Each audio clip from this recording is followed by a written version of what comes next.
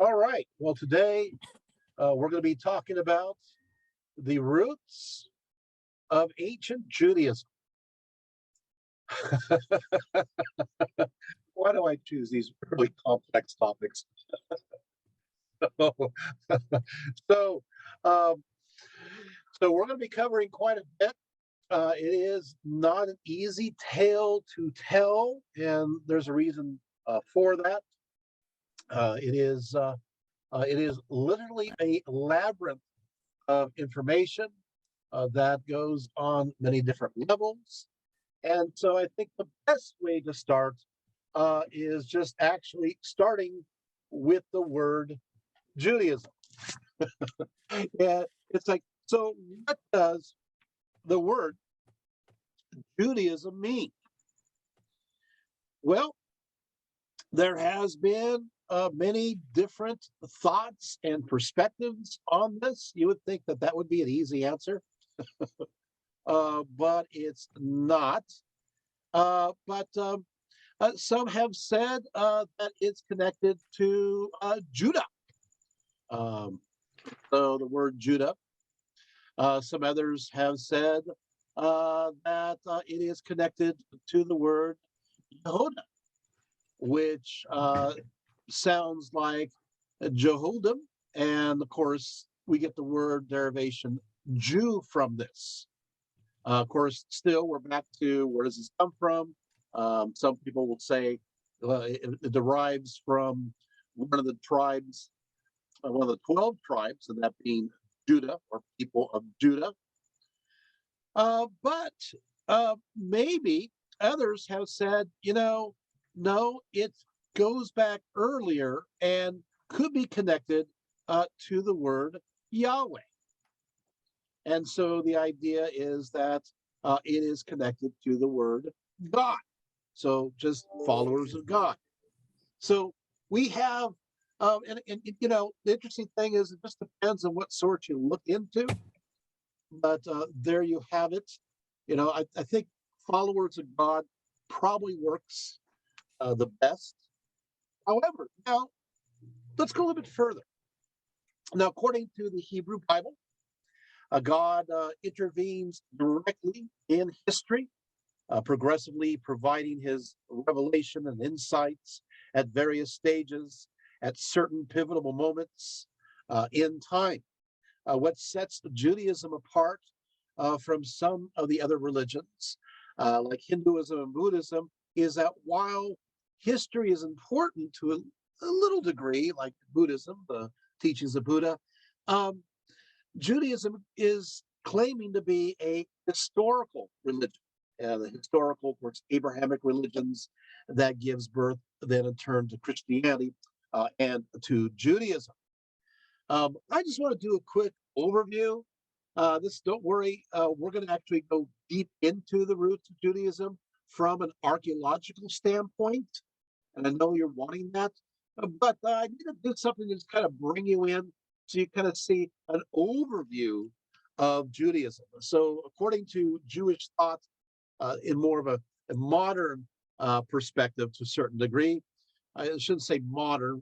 When I say modern, I'm probably talking about the Roman period. It's modern for me. Anyway, accordingly, these supernatural interventions in history occur when it is believed that God feels that humanity is mature enough in their development for the next step. This idea is brought about by Rabbi Akiva in the first century. Basically, the idea is that we mature. And as we mature, God, in a sense, changes along with that maturity. So, for example, God is believed to create Adam and Eve and places them in the Garden of Eden, a beautiful paradise where all is in balance with God and nature, right? And then Yahweh is presented as communing directly and openly with humans, right? Right from the beginning, God is depicted as behaving one way towards Adam and Eve without any restrictions while they were still in the Garden of Eden, right? And quite another way following the fall after they consume the forbidden fruit, right, from the tree of knowledge of good and evil, where they could no longer be in his direct presence. The story goes that God decreed that they could eat from any tree in the Garden of Eden, but that the fruit of the tree of knowledge of good and evil was strictly forbidden. Suddenly, a serpent appeared and tempted Eve. After partaking of the fruit, she in turn gave it to Adam, who ate it with the full understanding of violating God's edict. Of course, you got to think to yourself that it's Adam who took it with full understanding. Eve did not. So, hey, where's the guilt? After the fall, Adam and Eve were forced to leave the Garden of Eden, with the period following the exile up to the great flood having yet another set of expectations believed to be established by God. But the world fell into wickedness accordingly, so God inundated the earth with water, preserving one righteous man, that would be Noah, right, and his family. And so began the Noetic age, yet another age which is characterized by the spread of the human race over the entire planet, or at least the known world at that time, right? And then the spread of different languages resulting from the hubris by humanity at the Tower of Babel. Next, God focuses attention upon certain groups of people, right, amongst all the nations of the earth, making a special covenant with Abraham, being simply, he was simply a righteous man to earn God's favor, right? Abraham is told the ritual act of circumcision was to be a tangible sign of his special selection upon all the descendants. And then God also tells him that he is to lead his family to the promised land, a land flowing with milk and honey. And so he leaves Ur and Mesopotamia and ends up in Lebanon after his sons, Isaac and Jacob. One of Jacob's sons, by the name of Joseph, is sold off to his brothers to slavery because of their jealousy, and ends up in Egypt, right? And eventually rises to the second unto Pharaoh, where he then provides his own family and their descendants shelter in this land because of the terrible famine in the region. Eventually, Pharaoh rises up who does not respect the Jews, and they are forced into slavery, according to the story. Following 400 years now of slavery in Egypt, the Egyptian, of course, captivity, and their subsequent exodus led by Moses towards the promised land of Israel, this relationship with the Hebrews, the Israelites, the Jews, or whatever name you want to call them, is again shown as changed by God, changed again, a new dispensation, right? At the moment Moses ascends Mount Sinai with the arrival of the law, best marked out by, of course, the Ten Commandments. You see how the idea of change is going on. Meanwhile, the presence of God moves from only special revelations to continuous presence in a portable tabernacle. Remember this from the Indiana Jones, the Temple of Doom? That would be the Ark of the Covenant. Then after their arrival in Israel, after the time when judges were in charge of the nation, Israel wishes to have a king, and so one is selected with the capital located, of course, in Jerusalem.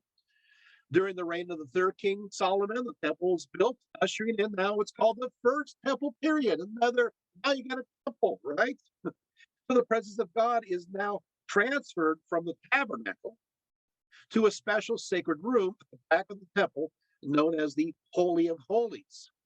After Solomon's reign, right, the kingdom is split in two, with the kingdom of Israel in the north and the kingdom of Judea in the south. This is a 922. During the entire period of the judges, the United Kingdom and the two kingdoms, the Jewish people experienced an identity crisis, with many of the Israelites at one moment following and at other times rejecting the edicts believed to come from God as revealed by Moses to his people. So as a result of their faithfulness, or their unfaithfulness, was demonstrated via God's interventions historically, with him giving victory to the Israelites in the tangible world when they were faithful, and allowing them to lose and suffer various repercussions when deemed unfaithful. the rewards and punishments going on here, right? The fall of the northern kingdom of Israel to the Assyrians in 722 BCE was ushered as actually was used as an example of this of unfaithfulness to Yahweh, right? And of course, the big final lesson of wrongdoing is the Babylonian captivity when the kingdom of Judah falls to the Neo-Babylonians, with Jerusalem now captured, the temple destroyed, bringing the end to the first temple period. And many of the Israelites are brought as captives to live in Babylon. Hence, that's why it's called the Babylonian captivity. The Babylonian captivity is the ultimate penalty box in a sense, interpreted by the Jews as God attempting to show them what could possibly happen if they are disobedient. This is a time where so many of their earlier doctrines, leading to their devotion to God in both outward and inward traditions, were reinforced and solidified. Yet another shift was the belief that the Jews did not necessarily need to have a country to still be Jewish, but that wherever they went, so too traveled the prescribed promises. With the Persian defeat of the Neo-Babylonians, the Jews were once again free to return to Jerusalem. Then now a second temple is built on the exact same location as the first one, ushering in what's called yes, that's right, the Second Temple period, which goes from 516 BCE to 70 CE. The Persians were followed by Alexander the Great, and under his successive Hellenistic kingdoms. But by the way, during this period of time, the Babylonian captivity, much of the identity of the Jews were really, of the Israelites, were really settled. They finally settled, with the majority on the idea of monotheism. They finally settled completely on the idea that they are a chosen people. They finally settled on the idea that there is the text of the Hebrew Bible. That is, that's going to be central to them. They finally agreed to a lot of the holidays. They finally agreed to all the dietary restrictions. And of course, they finally agreed to circumcision. I know you think that they would have agreed a long time ago, but the reality is, the history of Judaism is that no, they didn't. As you find from, for example, First, Second Samuel, First, Second Kings, First, Second Chronicles. It's all there. It's like, yeah, there's other Judaisms. In fact, there's multiple Judaisms in many ways until you get to Babylonian captivity. There's lots of variants afterwards, but they're not as extreme as they were earlier. Well, anyway. So then, of course, you have the Hellenistic era, and of course the Septuagint. Now the Hebrew Bible is now in Greek. And then, of course, the Romans come along and Jerusalem is destroyed in 70 CE. And now, of course, so you see where we're going with this one. Oh, I forgot to mention, during the Hellenistic era, you're going to have the Maccabean revolt, right? And so Israel, or I should say Judah, gets their own nation again for a short period of time from the late Hellenistic period to the Roman era, and the Cortial era, and so forth. Anyway, 70 CE, the destruction, and then of course it's like the ultimate moment. Like, oh my goodness! Well, they call it various names. I see this. They call it Judea. They call it Judah. The Romans call it Palestine, and there's lots of names for this area during this period of time. So we see this on the inscriptions. So moving along. Finally, it's like the ultimate penalty box. We lost Jerusalem. And so gradually what's going to happen is that you're going to have the beginning of Rabbinic Judaism that comes from the ashes. And so that's kind of the overview. That's really, I got to tell you, that's really complicated. It's not an easy thing to teach. And I feel I have a lot of empathy for people who have to teach about the roots of Judaism. I guess just have empathy for myself because I always end up having to do it. And that is not easy. So here we go. Okay, I kind of did the overview, kind of the bird's eye view of things. Let's get into the nitty gritty. Let's get into how things were formed. How was it all about? And we're going to start, I guess we're going to have to start with the area of the Levant. And of course, geographically, in the area of the Levant includes Israel and Palestine today, and Syria and Jordan and Iraq. It's Levant is just this big overarching area. And the people who were there earlier on were the Natufians, and they were there between 13,000 to 9,000, 8,000 BCE. And they're mostly an egalitarian kind of people. They cultivated the first figs. And they lived in semicircular one-room structures. They practiced a skull cult, which is kind of interesting, and that's where they had the person who just recently died, the skull, placed in the center of the house. And so when you come home and you basically see your relatives sitting there looking at you, the skull was kind of painted over with seashells stuck in the face, and red ochre paint is on the platform there. And then, of course, the bones of those who previously died are buried under the house. They're all headless because the heads are kind of circulated around the perimeter. They were very interesting people. They tried or attempted to domesticate the gazelle. But yeah, fascinating. We go through and we see there's a pre-pottery Neolithic age, 8,500 to 7,600 BCE. And the skull cult, of course, continued in places like Jericho and so forth. After the Natufians, you got the Harappan culture. Don't worry too much about this. It's interesting, the Harappan culture, as well as the Yarmouktian culture. Yes, they're egalitarian, but in many ways, they're almost, there's a lot of veneration of female figurines. The female figurines are basically everywhere to be found. So, for example, at Shar Holigan, they found 130 of these Yarmouktian figurines. 50 more were found at Munhada. I mean, they're everywhere to be found. But moving on, let's get into Canaan. So, what's most interesting to us in the context of understanding Judaism is, of course, understanding Canaan. And so we start off with the early Bronze Age Canaan. That's 3,300 BCE to 2,100 BCE. This is in the Levant area. This early Bronze Age, there were some major centers like Hatzor, and as well as Megiddo and Gezer and Dan. I got to tell you something. I would like to do, and I'll tell you this up front, I would love to do a talk on Tel Dan. That's because when I was trained as an archaeologist with my Tammy Snyder, my first investigation and work was connected with Tel Dan.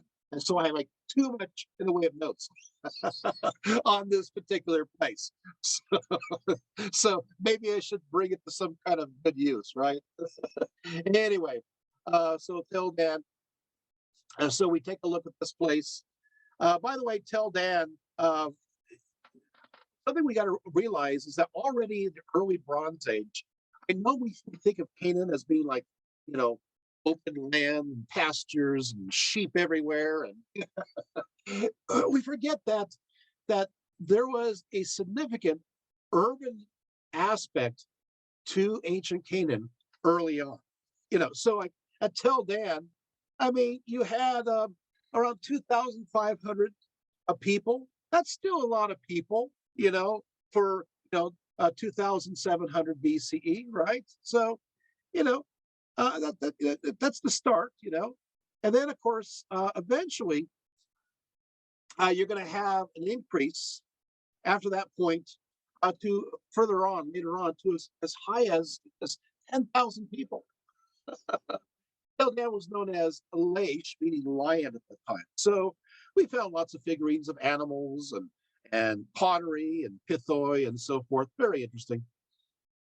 Now, at this point, the Egyptians, you're bringing the Egyptians in. Yeah, the Egyptians actually start to move in a little bit into the southern part of Israel, getting involved in trade in that area.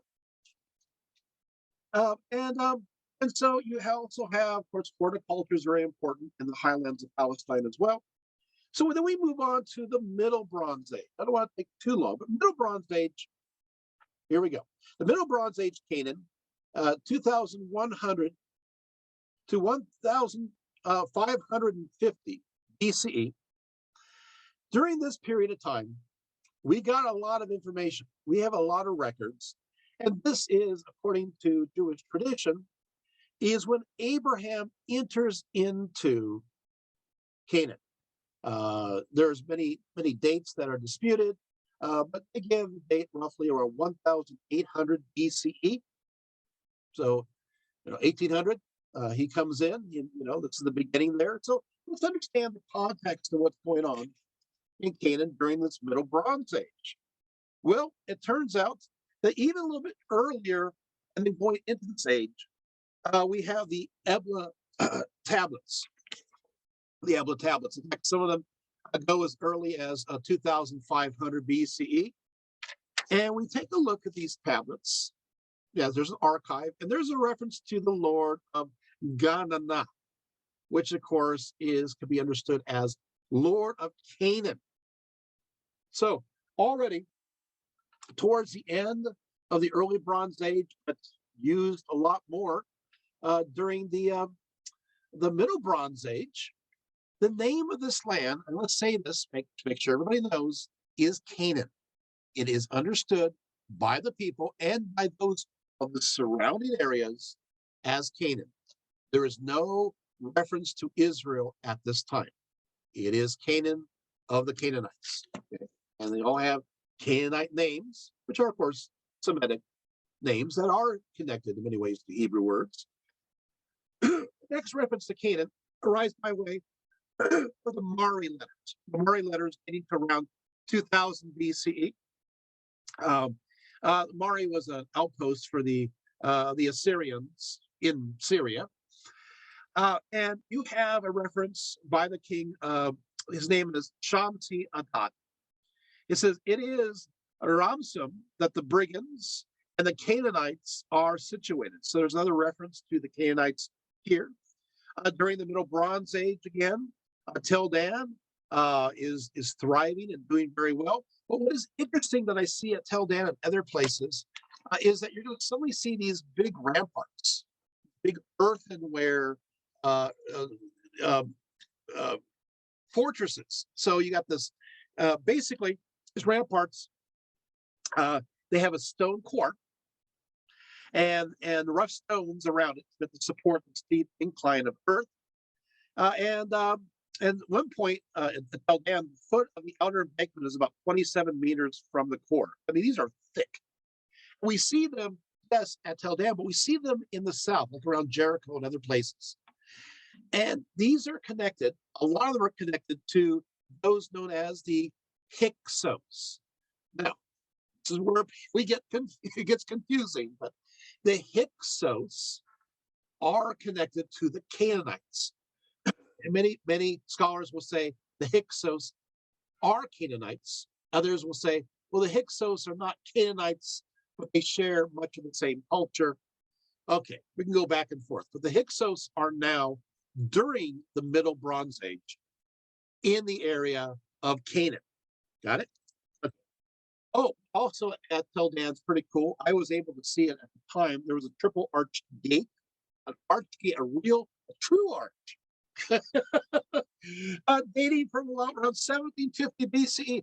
I saw it, and then after I left, it collapsed. Maybe it was me, right? I'm sorry, I didn't mean to collapse the gate. Maybe I just jumped on top of it or something. No, never do that. But anyway, but at least I got to see it. Because it's rare. Because usually they think the Etruscans and then the Romans invented the arch. And I saw it. It was a full arch, dating that early. And there are pictures. You can take a look at it online if you're interested. Also, what I find is interesting at Tel Dan and other places, I'm sorry, I'm going to give my own personal experience here, is there's lots of jar burials of infants. So they're burying infants literally under the houses. Almost under every house, there is a infant that's buried there. Other cities are doing well, Hatzor and Gezer and Ugarat, and things are going well. Okay, so it is during this period, right? During the Middle Bronze Age, is where we have the story of Abraham, Isaac, and Jacob. So during the Middle Bronze Age, you have the story here. This is the context. Okay, so we'll tell that story in a little bit. I just want to make sure that you know when we talk about the Middle Bronze Age, that you go to your mind, oh yeah, this is Abraham, Isaac, Jacob, and Joseph. This is yes. So now I'm going to go on to the Late Bronze Age, and then we're going to go back to Abraham. So don't worry, be in the context. Actually, you're going to talk about the Late Bronze Age, and then we're going to talk about the Canaanite religion, and then you're going to see how these beliefs kind of all come together. So, you guys ready? So once again, after me, Middle Bronze Age era ascribed, to Abraham, Isaac, Jacob, and Joseph, and then it ends with Joseph. Okay, so that's where the break comes. Let's go to the Late Bronze Age. For your reference here, the Late Bronze Age is 1550 to 1200 BCE. 1550 to 1200 BCE. This entire time is the captivity, the Egyptian captivity. Okay, so this period of time. So this what happens here, and I'll mention this briefly, then we'll go back to it later on, is that according to the story, Joseph goes to Egypt, and then he brings everybody to Egypt. He becomes second unto Pharaoh, he has a lot of authority and so forth. But what is important to know is that during this period of time, remember those Hyksos I just told you about? You know, the ones who built these great ramparts, especially in the southern part of Canaan. Well, the Hyksos, they go crazy and they attack Egypt, and the middle kingdom of Egypt falls to the Hyksos. And as a result of that, the Hyksos take over Egypt during what is called the Second Intermediate Period. And the Hyksos become the Egyptian kings during this time. Why is that important? Because it seems to be a very interesting coincidence that the Hyksos and the Habaru, the Hebrews, are still related. They're still connected in many ways to Semitic peoples. And so when the Hyksos come in, many scholars have said this is the same time when the Habaru, the Hebrews, enter into Egypt at the same time. Then there will arise a man who knows not Joseph, and this is, of course, this is the native Egyptian dynasty, and they overthrow the Hyksos. They overthrow and bring about the new kingdom as Othmos the First, if you're curious what his name is. Bring forth a new kingdom, and so what happens is the Hyksos are defeated, and in many cases they're put in bondage. And according to Jewish belief, at the same time, their allies, the Habaru, are also put into slavery. We'll talk about the Habaru in Egypt through archaeology in a little bit. We're not there yet, but it's interesting. So you have the two at the same time, the two for one kind of deal. Meanwhile, if this is not confusing enough as it is, the Egyptians are not just taking over the Hyksos, defeating them in Egypt. They follow after the Hyksos and they invade Canaan and they take over Canaan. So during the entire Late Bronze Age, or I should say the latter middle to the end, Canaan is under Egyptian rule. I will repeat, Canaan is under Egyptian rule. And so you take a look, you have, of course, most of this conquest was done by Thutmose III between 1479 to 1425. He actually made 17 campaigns into Palestine and the Near East, expanding the Egyptian empire all the way to the Euphrates River. And lots of the battles happened at Megiddo, of course, also known as the Valley of Armageddon, the Jezreel Valley, right? And so we take a look, and Thutmose, he wanted to clear the way to the sea, so to speak.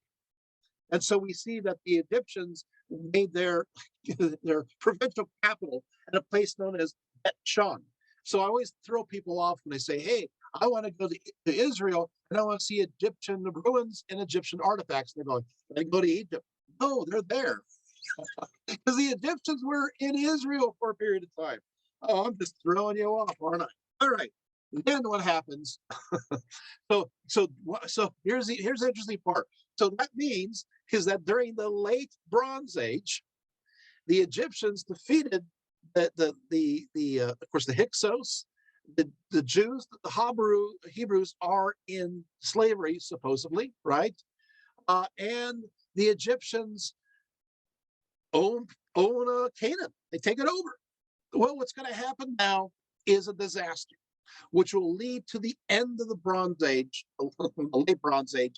And that is, there's a group of mysterious people who I know exactly who they are, called Sea Peoples.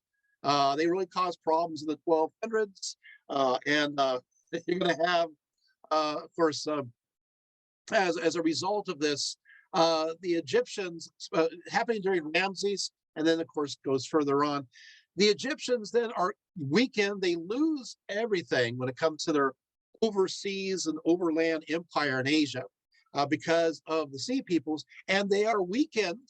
And because of this weakness, the Habaru, the Israelites, are able to, according to the story, leave Egypt in this Exodus and go according to the belief. We'll go into all this story. According to belief, they go into the Promised Land. They go into they go into the Canaan, and this, of course, starts the Iron Age. So we enter the Iron Age, right, guys? Got it? Woo! Oh, you don't feel sorry for me, do you? So yes, it is complicated, right? So let's talk about. So now we have an understanding of where everything is. You paid attention. I'm sure you did because you're all great. You know exactly where I'm going. So what are the beliefs of the Canaanites, and why is this important? Of course, they believe in things, gods like Yom, who's the god of the sea, who does get mentioned in the Hebrew Bible. There's Mot, who's the god of the underworld and death, right? Who's known to have a great stinger, and so I always think about death, where's thy sting? You have a few others as well, but one of the main ones, and this was very important to us, is that the Canaanites. Now, these are the Canaanites. They worship a god by the name of El. They worship a god, all high God, by the name of El, as an E-L. That's a god of the Canaanites. He first appeared on a list of gods discovered in the Royal Archive of Ebla. It dates to around 2300 BCE. He is listed as the Ancient of Gods, the Father of all gods, and he's already, according to these inscriptions and these writings, already considered one of the primary gods. Sometimes a bull is used to represent him, and so El, in a sense, becomes a generic word for God. It does. Okay. Now, in the Bible, when Abraham first arrives in Canaan, he does meet a certain Melchizedek, who is the priest king of Salem, which is Jerusalem. And this priest king worships the god El. And Abraham accepts blessings from this god named El, who was understood, according to the Hebrew Bible, understood completely as the same God he worshipped. Genesis 14:18 through 20. Oh, wait, sorry. I'm sorry. You're thinking, wait, what? Wait. So, but we all know that El is the God of the Canaanites, the all high God. Abraham goes to Melchizedek at Salem, which becomes Jerusalem, and they agree that El is the same God. They worship the same God. And that's whoa. kind of a big deal, right? Think about it. Of course, this God was known as El Yom, which means God Most High, which becomes an epithet of God throughout the Hebrew Bible. I want to mention something that's interesting, is that Salem, which is Jerusalem, where this god El was worshipped, was at a high place. That high place, ancient Canaanite high place, is the same place where the Dome of the Rock now stands. It's also the same place where the Jewish temple stood. It was the first temple and the second temple, and the site of the Holy of Holies. It is a high point. It really is. I mean, it doesn't look like it, but it is. It was a higher mound. It's been chiseled down through time. So, but it's a high point. And so El was worshipped there long before Abraham was said to be there. It's an ancient site. Is this fascinating? Right? Okay. So here we go. So El, also known as El Shaddai. El Shaddai. Well, what does that mean? Okay, so of course, according to Exodus 6:2-3, El Shaddai is the name. It says, I revealed myself to Abraham, to Isaac, and to Jacob as El Shaddai, but was not known to them by my name Yahweh. That's such a big deal, because here is the Hebrew Bible saying that Abraham, Isaac, and Jacob didn't know at all God as Yahweh. Who says so? The Hebrew Bible says so. They only knew him as El, which is the Canaanite God. Wow. Okay. Let's go. What does Shaddai mean? Okay, so Shaddai, Shaddai can come from the root Shaddad, which means to overpower or to destroy. So it can mean God the overpowerer or God the destroyer. There's another belief that it's derived from the word shada, which means breast. And with die, of course, comes to mean the one of the breast. So it's maybe connected to fertility. So the destroyer, nurture. The third choice, it could become the Shaddai comes from the root shadu. Shadu means mountain dweller. So God of the mountain. Oh, this sounds interesting. I could see this one, and maybe later on they'll see this as connected to Mount Sinai, although obviously this is way earlier than Moses, right? But I just want you to get this idea, in mind that Abraham, Isaac, and Jacob are said to worship El. They don't know the name Yahweh. Okay, Yahweh comes about later. So there you have it. Some people connect other to them to demons, and that's true. Absolutely, there's a similar root there as well. Now, the plural form of El,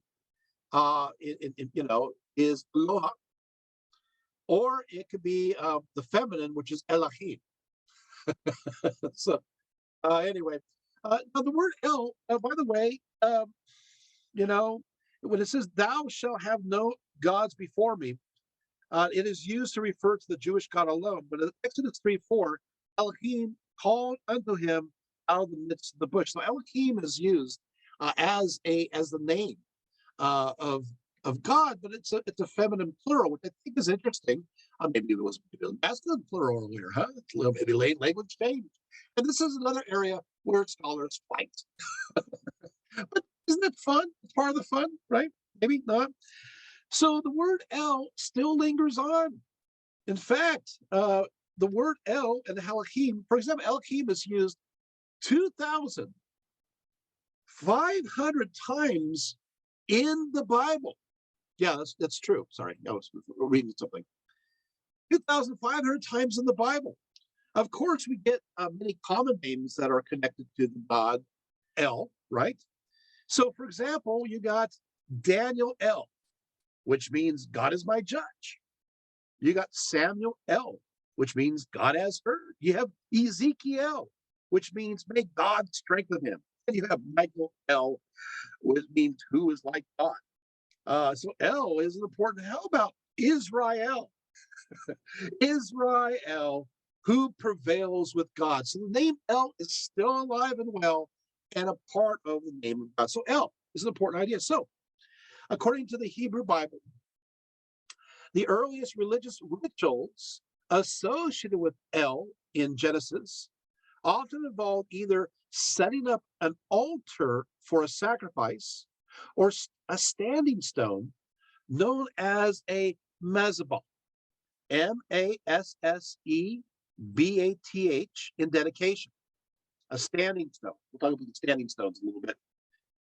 There is a site known as Beth El, which translates Beth, of course, house, Beth, El, God, right? The house of God. And according to Genesis, Jacob had a vision of God and followed this experience.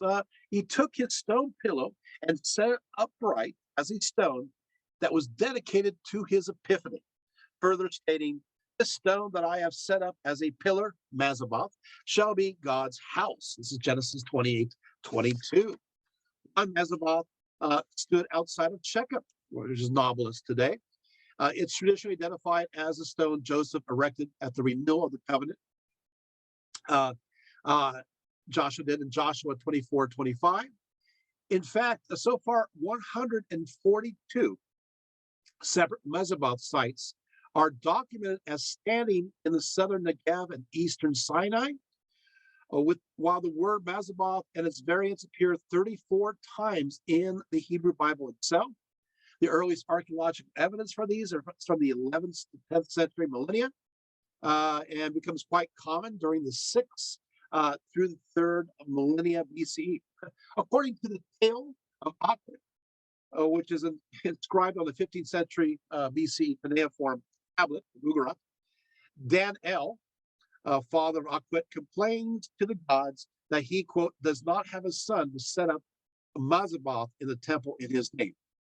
So in this case, it referred to ancestral spirits. The Mazzebah sites are fascinating. So many of them, but not all of them, connect to El, connect to the sky god. And so you're going to have the Canaanites going, you know what, as opposed to making El as a bull in shape, you know, he's from the sky. He's beyond form. These are the Canaanites. So we will just have a representation or reminder of his power as a standing stone. Although we do find evidence that some Canaanites believe that it's in the stone as well, the power of the sky god. But and there's a few examples where they believe Yahweh is connected directly to the stone. We'll talk about this later. Ooh, and I'll give you the sites and the information. So here we have it. Now it's interesting because it's dedicated to El. Wow. So a lot of scholars believe, and it's highly likely, that Jerusalem was a place of a Mazzebah site, a standing stone. Of course, later on, you do have the rock foundation, which is, of course, very much a standing stone. in the stone, I mean, the mountain itself. But yeah, but you have interesting, you got to understand the word El, because the word El means God in Canaanite, becomes, of course, in Hebrew, but El, Elal, Allah, Allah. Many have connected the idea that, hey, another standing stone site dedicated to all high, powerful sky god, right, is a Mecca, the Kaaba stone, is it not? Right? And so you have this early sense of the sky god connected to these Mazzebah sites in different locations. And there seems to be the beginnings of the idea of, should we make an image of the all high God? Or should we just have it represented as a stone? Does that make sense? So so you're going, wait a minute, these are ideas that are important to Judaism. Yes, and it's coming from a Canaanite context. You see it starting there. Okay. Well, they also worship Baal. We know this, right? Baal Hadad, which simply means Lord. And he is, of course, master, husband, keeper, right? And he's sometimes shown as a weather god and worshipped by the Semites. We also have another god, goddess, the same name, named Asherah. Now, according to the Bible, a wooden pole symbolized a sacred tree representing the goddess Asherah. Now, early on, Canaanite religions venerated trees as goddesses, with female figurines sometimes even having a tree or branches of a tree etched between their navel and their pubic triangle, as you see in the late Bronze Age, oftentimes places like Ugarit and El Paida and El Ajou, right? Outside of biblical texts, her name readily appears in much earlier Akkadian texts as a goddess. And so, based upon iconography, sometimes there's two animals that flank Asherah or a tree, and sometimes there's bundles of grain.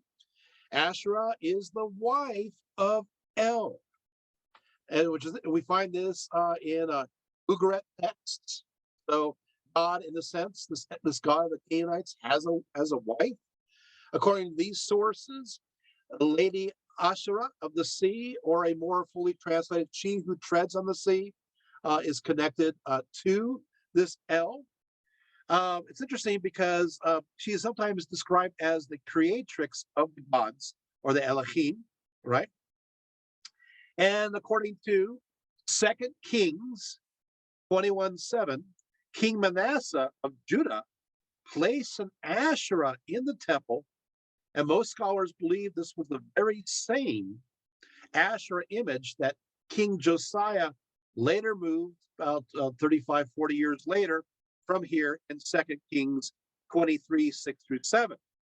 So that means that according to the Hebrew Bible, there was an image of this goddess Asherah in the temple itself. It's like you can't make this up, right? And so there you have it as a possibility. Okay, all right, so here we go. So moving right along. Pages all mixed up here. That's my 16s and my 17s. There we go. Okay. So going back, let's go back a little ways here. This is the context of this period of time. So we got Abraham. All right, let's talk about Abraham a little bit. We got the Canaanite piece taken care of, right? Feel like you know it, right? So let's talk a little bit more about Abraham. Abraham, accordingly, let's go actually a little bit further back. The Semites originated from the deserts of Southwest Asia, which is including Arabia and what is now Jordan and Syria. And of course, obviously, Genesis connects to this early story. Accordingly, what happens is that we come across a name that is known as Hebrews. So, but what is this word transliterated into Roman letters EYVER? It could mean maybe the other side of something. The question is, what is it the other side of what? So the Hebrews, the Hebrew, are the other side of something. Some people say that they're the other side of the Euphrates River. And so they were from outsiders to the Mesopotamian civilization. Meso meaning middle, Potania meaning rivers, and the rivers being the Tigris and the Euphrates. So the idea is that they're outsiders. They're from the other side of the river, and then they come in, and then they arrive from the area of Arabia. Other people will say, no, the idea of the other side refers to spiritual beliefs, that they are separate in purity, or they set themselves apart from everybody else. And once again, lots of arguments, but hey, that's the way of the game when it comes to Israel. So there's a joke. Okay, I should tell you this, but okay. So how many opinions do you have when it comes to two Jewish scholars? Of course, 3 opinions. Okay, all right. So there you have it. So now Abraham's father was said to be Terah. He decided to move his family, including his son, from the city of Ur, which is, of course, Mesopotamia, which is in Iraq today, to the city of Haran, and which is the ruins. It's in ruins today. It's in present-day Turkey. And what happens, of course, during this time was Haran in eastern Anatolia. At this point, Terah dies, and Abram marries his half-sister, Sarah. Yeah, half-sister, you got that right. So Terah was both of their father. So Abraham married his half-sister, Sarah. Because Sarah was so beautiful, Abraham twice identified her as his sister whenever they were in the presence of a powerful ruler, for fear that she would be taken away from him. I always think to myself, but she is his sister. Anyway, moving right along, according to the Hebrew Bible. According to Genesis, all right, God called Abram to faith and obedience, to become Abraham after that, right? Telling him to go to the land I will show you, and promised to bless him and make him a great nation, even though at this time he is childless. According to Genesis 15:18-21, the land promised to Abraham's descendants was inclusive of all the land from the river or Wadi of Egypt to the Euphrates, which is it's like huge area. And a lot of people to this day, obviously, this will say this is the extent of the domain of what Israel is supposed to be, right? Okay, so this is where they get, if you're wondering. So what happens though is that Abraham, he's Abraham. He arrives in the Oaks of Mamre. I find that fascinating. Yes, I have been to the Oaks of Mamre. This is a site that is like the Ellapalooza. It's in the center of El worship. There's Canaanite shrines and altars dedicated to El as early as 2600 BCE. And so I think it's really interesting that of all places, this is where Abraham goes. And you can see the El connection yet again, right? Again, Abraham means father of the multitude. And Sarai is named Sarah. And so, of course, the covenant sign is circumcision. So now we have a problem, and I want to bring this up, and I'm not sure how to bring this up because it is controversial. So I'll just have a drink of water. That's good. Okay, so Sarah, guess what? She's not getting any kind of nation. Nothing's happened. She's kind of old at this point, or older. So, so she gives Abraham Hagar to, quote, be his wife. So Hagar is fully his wife. So Abraham has has two wives, right? Sarah and Hagar. Now Hagar gave birth to the first son, who she named Ishmael. Some stories have 14 years after this, following Sarah repenting for sins. Sarah gave birth to Isaac. Well, now we have a problem. And if you're familiar with lots of traditions here, here you have the second wife bearing the firstborn child, who's a son, and you have the first wife bearing the second-born son. So if you guys know your tradition is, it's the firstborn son that gets everything. Well, that would be Ishmael, right? So, she, Sarah gave birth to Isaac, which means laughter. Because she didn't believe at first that she could ever give birth. So imagine having a name Laughter. I think that's really cool. I think Isaac is a great name. That's a great name to name a kid. We need more laughter in this world. Anyway, moving right along. So what happens is there's a dispute. The two wives are not getting along. And according to the story, Hagar and Ishmael are sent off into the wilderness.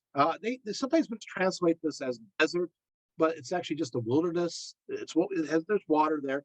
Then they do get lost, and then they can't find water. But guess what happens is that they eventually end up around Beersheba.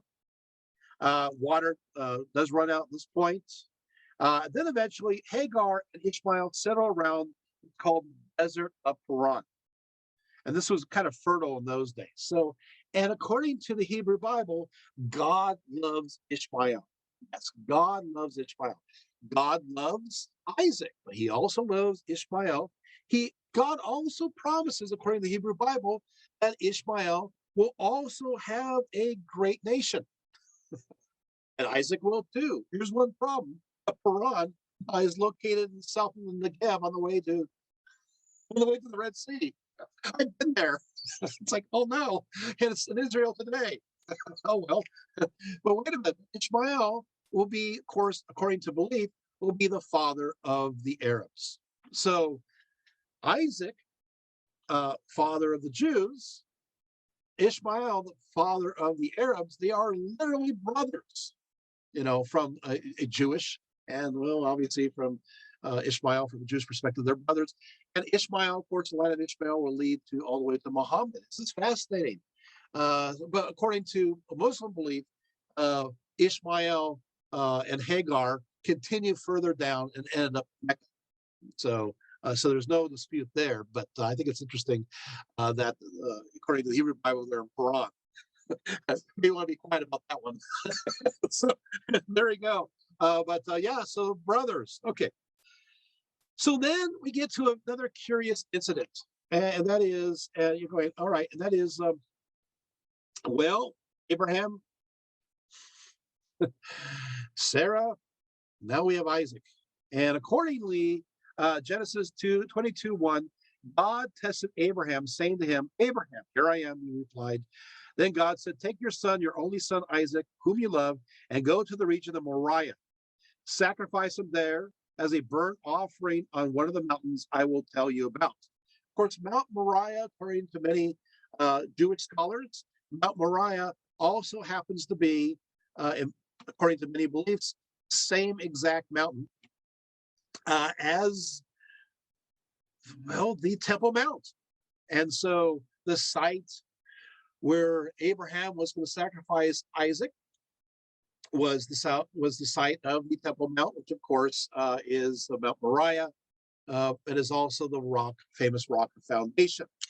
It's interesting, right?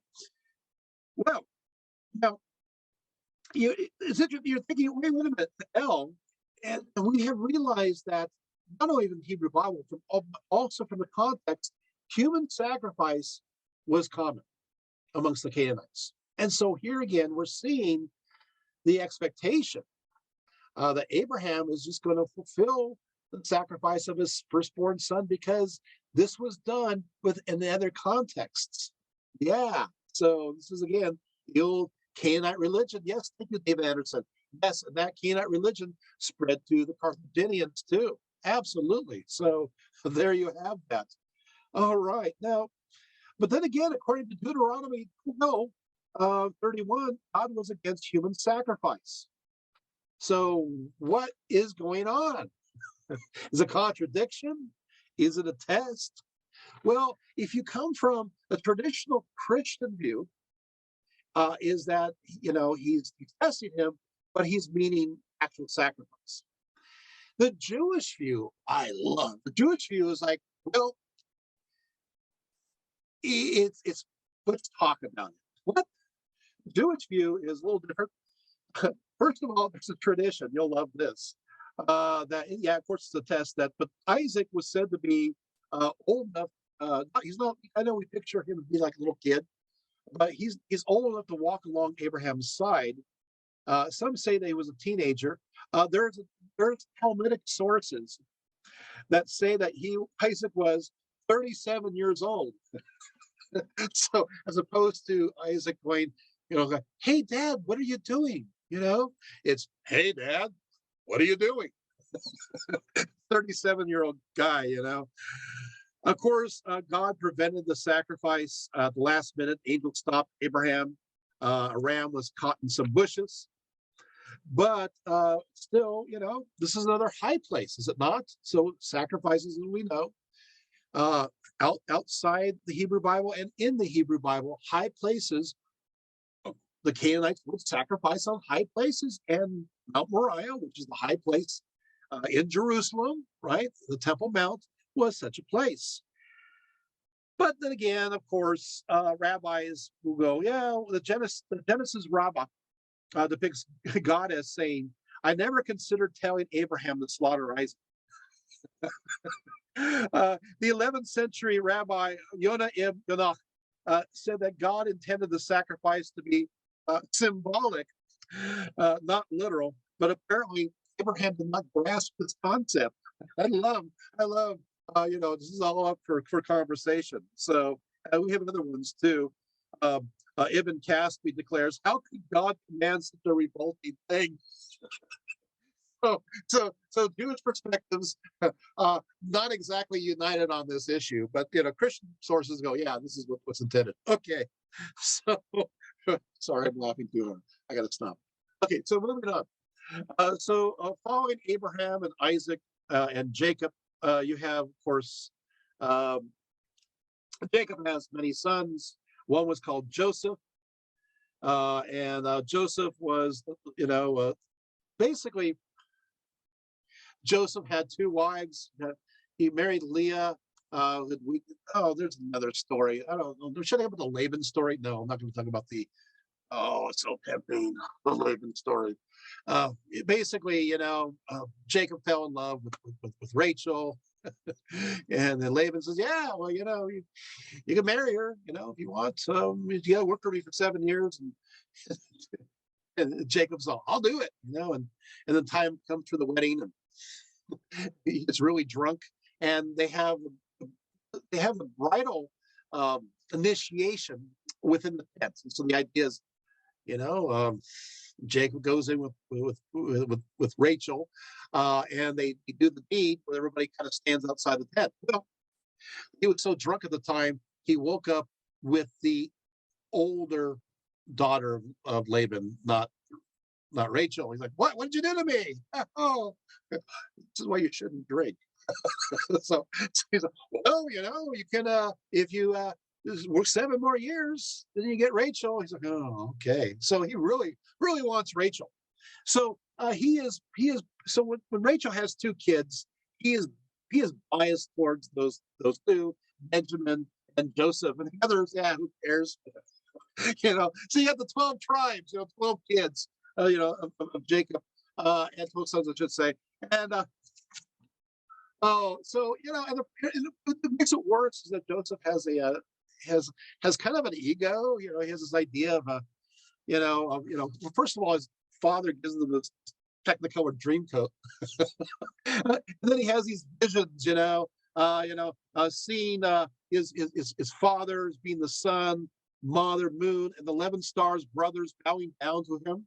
I know that goes over pretty well. Or he dreams that his brothers gather bundles of grain when all the grain bundles of his brothers circle now around Joseph's bundle and bow down. He has lots of these visions of things bowing down to him, and the brothers get really tired of him. So what they do is they whisk him up, and they throw him into a pit, and then they take like a bloody, a portion of his garment, and it's all kind of it's all bloodied, because a wild animal attack, right? And you give it back to Jacob. He's, "Oh no, my son." Meanwhile, the brothers sell him in slavery. And so Joseph is in slavery, and he goes to where? Egypt. Yeah. And he ends up in Potiphar's house, and he's really good at his job, and he's handsome, and Potiphar's wife kind of goes, "Hey, I like you," and then he tries to flee, and she grabs his loincloth, and he runs out naked. It does not look good. She's on the loincloth, and he's naked. And so guess where he goes? Yeah, that's right. Joseph ends up in jail, and he's sitting there with these 2 prisoners. One is the basically kind of like the butler, and the other is the cook. And Joseph has this gift of knowing the future. So the butler says, "Hey, what's going to happen to me?" And of course, Joseph says, "You're going to be doing okay. Pharaoh's going to forgive you." Cook says, "Yeah, what about me? You're gonna die." So the butler guy, the attendant, remembers that. Well, sort of remembers that, because what happens is he's returned back to Pharaoh, and so while Joseph is moldering in prison, the steward, the butler type, he's back. And Pharaoh has this vision. This is a Hyksos Pharaoh. Egypt is under the Hyksos at this time. And the Hyksos Pharaoh, who's a Semitic Pharaoh, he has his dream. I'm looking and I look in here and I see these cows and they're coming out of the river. And I see these fat cows coming out of the river, followed by 7 lean cows who devour the 7 fat cows. What can that possibly mean? And of course, at this time, the steward goes, "Oh yeah, I know this dude that I'm left moldering in the prison who predicted that I'd be here." Thanks, Pharaoh. That he knows he can interpret this. And so Pharaoh brings him up, and Joseph says, "Hey, it's 7 years of prosperity and 7 years of famine." And Pharaoh somehow says, "Wow, this is great. You're in charge." He gives him his signet ring. He makes him second unto Pharaoh, and Joseph moves all the way up, and he gets an Egyptian wife too. Egyptian wife and Egyptian wife. So now, here we go. So yeah, 7 years of plenty. He's in charge of storing things up under the Hyksos, supposedly, right? And then what happens is during the 7 years of famine, a famine is everywhere. And of course, obviously, the family, the one that, that sold them to slavery, they come on back along with Jacob. they want to have food. Egypt has food, and Joseph supposedly did well. It's a long story. I'm not going to talk about the cup that Benjamin supposedly took and everything else. But eventually, there is a family reunion. And according to the story, they're all brought into Egypt, which not that many of them there. So the theory or the belief or the perspective is that at this point, the Hebrews enter into Egypt. That's the perspective during this time. And at first, it's a good thing. And then, of course, it becomes a bad thing because there rises up a Pharaoh who knows not Joseph. This is Othnos the first. This is the beginning of the new kingdom, the native Egyptian kings. They defeat the Hyksos. And of course, they're destroyed or imprisoned. And along with them were their allies, who are the Hebrews. Does that make sense? In the next 400 years, you have the Egyptian captivity. So that's how they get in there. Is the story of Joseph true? Is it not true? It's not the point. The point is that you still have a story of how these people enter into the Egypt, and then we get kind of get stuck there, right? So do we know if they're there or not? Well, here we go. Now we get it. Now we get to something interesting to me. Let's take a look for the Habaru. All right. So, is there evidence of Hebrews in Egypt? Around 1440 BCE, during the reign of Amenhotep II, Egyptian records mention a group of people known as the Habaru in Egypt. Obviously, the word Habaru, you hear the consonants are Ha, B, Ru. The vowels is the same consonants as in Hebrew. All right. It kind of stands out. Right. Now, who are the Habaru? So we know already there are Habaru now in Egypt. Well, the word Habaru is mentioned quite often in ancient times. It's actually mentioned over 200 times. Yes, within various ancient documents. The name appears, in fact, earlier than those found in Egypt. And you'll find very interesting where these names appear. The first time it appears is in northern Mesopotamia, which states King Urkbatum of the Amorite kingdom of Yankhad named the year here it goes. The year when King Urkbatum made peace with the Sumonim and the Habaru. The date is 1740 BCE. So the first time that the Habaru are mentioned are 1740 BCE in Mesopotamia. Abraham is from Mesopotamia, and he is said to be there between 1800 and 1700 BCE. It's a perfect match. So I don't know. And territorially, it's close to Haran. It is. This is close to Haran, where Abraham later migrated with his father. This is kind of interesting, too. Now, you do have, well, there is another, I should say, there's another one that they say it's from southern Mesopotamia and Habaru as well. I should correct myself. There's one earlier one from 1850 BCE. And this is southern Mesopotamia. So I'm going to correct myself there. There's one earlier one. And I want to bring up this one and some of the other ones from Mesopotamia in general. It looks like, and it does, the Habaru, the various words or associations for the word, it says that they were given special provisions for food or sheep.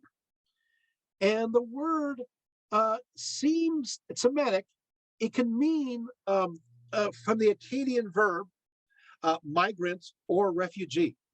So it could be a migrant or a refugee. So you get the idea of the Hebrews on the other side of the river, maybe it's a refugee from the other side. You're going to have Finkelstein and Von die Merup believe the Habaru were a social caste rather than an ethnic group. So you have that. But at the same time, according to the Amarna letters, a Canaanite warlord by the name of Labayu was a Habaru. And he actually ended his status as an Egyptian vassal under the reign of Pharaoh Akhenaten between 1353 and 1336. So what I think is interesting, though, is the Habaru are mentioned also around Megiddo, and I keep looking at these sources and I go, wait a second. Here we go. Even though we have the story of the Hebrews, the Habaru in Egypt, we find evidence that they didn't all go to Egypt, but there was still the Habaru in Canaan. What? Yeah, I know we have this idea that, it's like, Jacob and the family, they go with Joseph, and they're all there, and then you have the Egyptian captivity, and they're out of Canaan. The archaeological evidence demonstrates that no, the Habaru is still in Canaan. There is a group of people, right? So just throwing that one in there. See, it's not all perfect, is it? So there you have it. The Habaru also are mentioned. So funny. There's a peace treaty with Egypt between the Hittites and the Egyptians. And there's a reference here in the treaty with Egypt to the Habaru gods along with the name Elohim. What? That the Habaru are connected to worshiping El. So we have this in Egyptian records. I love that. It's like, wait, you gotta, this is not the Hebrew Bible. This is archaeology. Yeah. Take a look at that treaty sometime, the Gadish treaty. Is this fascinating? So there is a connection, and we see it. According to Egyptian records, this group known as the Habaru was set to work building cities like Etham and Ramses. This is during Horemheb's reign from 1319 to 1292. It's interesting because Exodus mentions that the Hebrews were working on the very same two cities of Pithom and Ramses. I wonder if the names are related. Hebrew, Habaru. I just thought you might find that interesting. Okay, but you go, okay, Dr. Rietveld, I got all that. Okay, so now what happens? No, okay, so now we have Yahweh. So how are you going to bring up Yahweh? Right now. After I have this wonderful basil seed lychee juice. Oh, man, that's really good. Gotta get more of this. Okay. The word Yahweh. Now, Egyptian records during the same period, the records from 1400 BCE, it mentions another group of those living in Canaan. They're known as the Shasu. They live just south of the Dead Sea. They worship a god by the name of Yahweh. This is a big deal. What? 1400 Egyptian records. So, wait, what's going on here? So, Beyond El beliefs that help create Judaism focus on a local Canaanite god known as Yahweh, and mention, of course, worship by the Shasu, according to the Egyptian pharaoh Amenhotep III. Yep. So Egyptian dates around 1400. If you go with the classic dates, it's 1391 to 1353. But this is a slippery slope. If you're an Egyptologist, you know exactly what I'm talking about. And of course, he would be succeeded by the famous monotheist by the name of Canaanite. Interesting. So Shasu were a Semitic people like the Israelites. They were not Hebrews. They were located in Transjordan. The archaeologists Deaver have determined that Yahweh was worshipped in the land of Edom and was associated with the Edomites. And eventually spread westward from here into the territories where El was the dominant high god. Eventually, as El and Yahweh became understood as one and the same God, then of course Asher was viewed as the consort of El, and because she was viewed as a consort of Asherah, what will happen is you're gonna actually find evidence where they'll have Yahweh and his wife Asherah. So we do see that even at a Mesoboth site. Is this interesting? So here we go. I'm going to go slowly here. So during this time, you got Habaru in Egypt, supposedly. Well, I guess they are in Egypt. There's their name. Egyptian captivity. They're there for 400 years. And they worship El. They worship El, which they got from the Canaanite worship of El earlier on. Meanwhile, you're going to have in Canaan, you're going to have those who are worshiping El, who are also Habaru. Got it? Meanwhile, there's this other group in Edom, the Edomites, who are worshiping Yahweh. Got it? How do these all come together? Like, a peanut butter cup, the peanuts, peanut butter, the chocolate. I mean, how does it all come about? Drum roll, please. It's called the Exodus. Okay, so what happens now is we're heading towards the end of the we're heading towards the end of the late Bronze Age, and everything goes wrong. You don't want to be around during the 1200s into the 1100s BCE. It's not a great time. Things are definitely rough. There is actually a shift in the weather as well, and so you're going to have all these pretty angry and many of them disenfranchised people who worked for the Egyptians and the Hittites in their earlier battles, along with a slew of others from along the coast of Anatolia and some other of the islands around the Aegean, and other groups besides them. They're called the Sea Peoples. They're basically scary pirates that were wearing hats that look much like the kings from Lord of the Rings. It's kind of scary, And anyway, they're on the march. And so what happens is everything's destroyed everywhere. The Hittites, they fall. The Mitanni and other kingdoms in the area of the Levant, they all fall. And the Egyptian, they're so weak. They lost their overseas territories. Remember, I told you the Egyptians had, the Levant. They had much of the Levant. They had the Euphrates, which includes Canaan. Now they lose it all.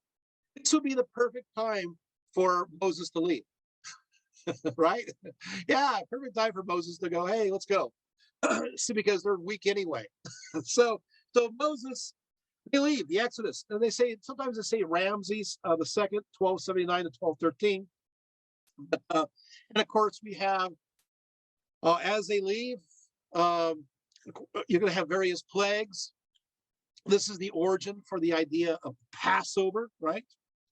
And of course, the Seder meal, which I've enjoyed a few times, quite a few times, are celebrated in memory of this. I think this is so interesting to me. I just can't let this go. So fascinating, because this is ancient religion at its best. You're going to have this last plague is that every firstborn child will die, and so the angel of death, it goes off and taking every firstborn child. But those are the Hebrews. They were given a special dispensation. The idea is, well, you take a pure lamb, which will become a Passover lamb, and you take its blood and you put it on the doorpost, the two doorposts and the lintel, and this blood that is pure as a sacrifice will ward away, in a sense, death. And so what happens, the angel of death goes to the doors, and if it happens to have the blood there of the unblemished, perfect lamb, then the angel of death passes it by. Hence, Passover, right? So yeah, this is warding away apotropaic evil. Okay, so what happens now is they leave, and they go off, and you have the Red Sea story, and then they arrive at Mount Sinai. Moses is there, and then of course you have the issuing of the Ten Commandments. I always find the Ten Commandments rather interesting. You have the idea is, I am the Lord your God who brought you out of the land of Egypt, from the house of slavery. So now an agreement is made, a covenant is made, a change is made at the Mount Sinai. And the idea, of course, is that you shall have no other gods before me. And I think this is interesting because it says no other gods. It doesn't deny those gods. And so you have, in a sense, not really monotheism, but henotheism, the idea that our God is above all the others. Later on, it'll be Rashi, it'll be false gods. But at this point, we're not there yet. I think it's interesting. Do not make an image or any likeness of what is in the heavens above. That's interesting. It's kind of exclusive right there. Third, do not swear falsely by the name of the Lord. This has nothing to do with swearing. This has to do with oaths, right? Yeah, so we mistranslate this as do not take the Lord's name in vain. The fourth one is interesting. It says, remember Zakor, or observe Shamor, the Sabbath, and keep it holy. Now, if you remember it, Zakor, it's not as a tough penalty, but if you know the Shamor area, that gets a little bit scary. That means that if you don't, bad things will happen to you. Fifth, honor your father and mother. Six is you shall not murder. It's not you shall not kill.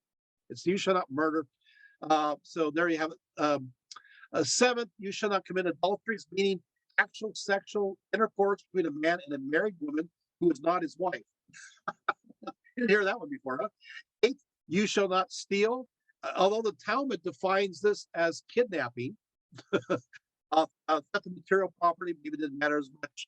Ninth, do not bear false witness against your neighbor. Fifth, do not covet your neighbor's wife, making it forbidden to actually make plans to take them away. Okay, so there you have some agreement is made. Also, here we have another dispensation, another big change.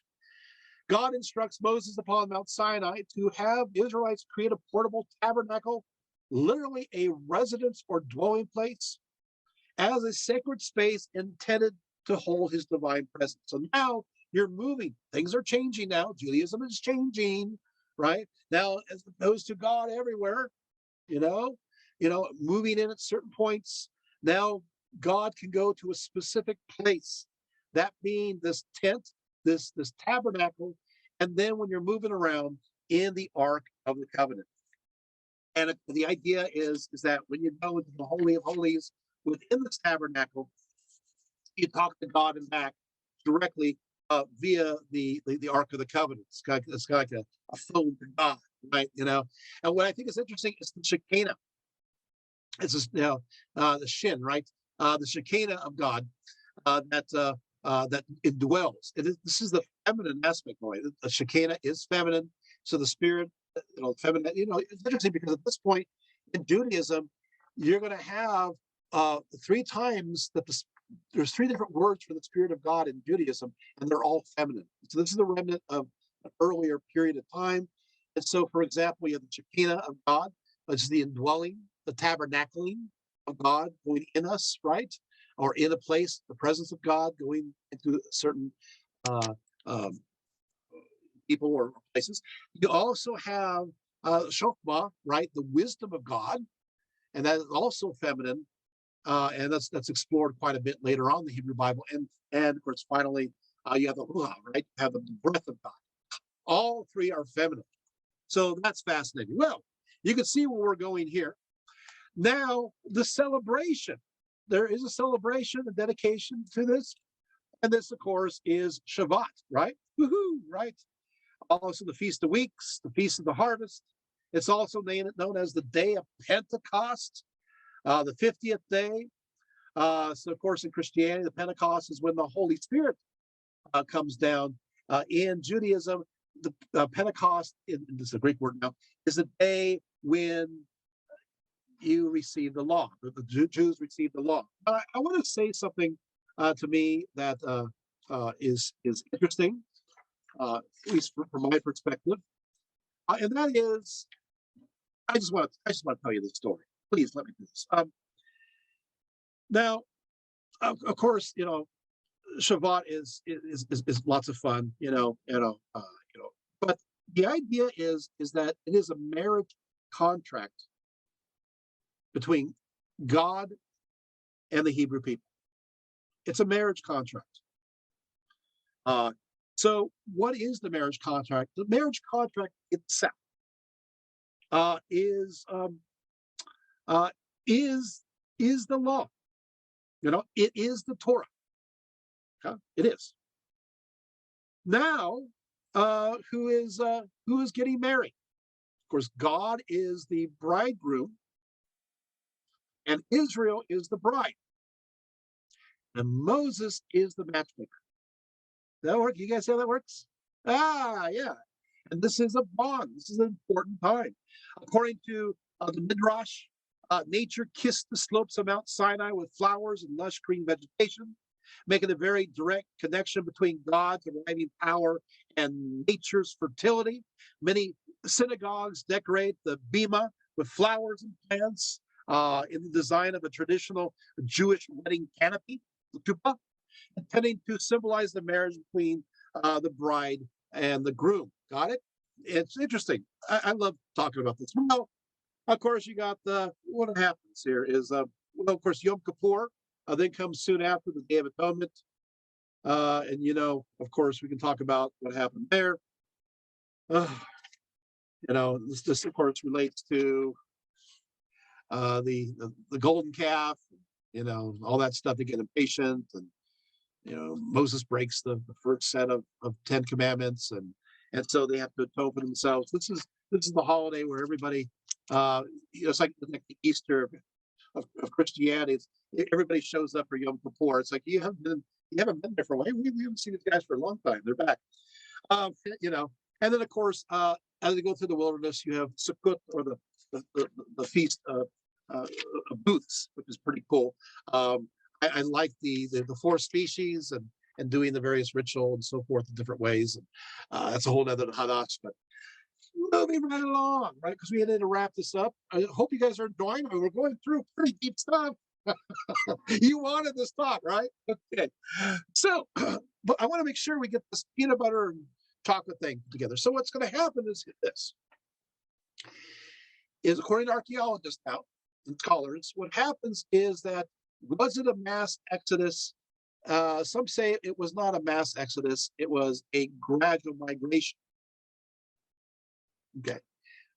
And they are El worshipers. Some will say that as the El worshipers moved north, they mixed with the group or groups connected to the Edomites who worship Yahweh. You guys got that?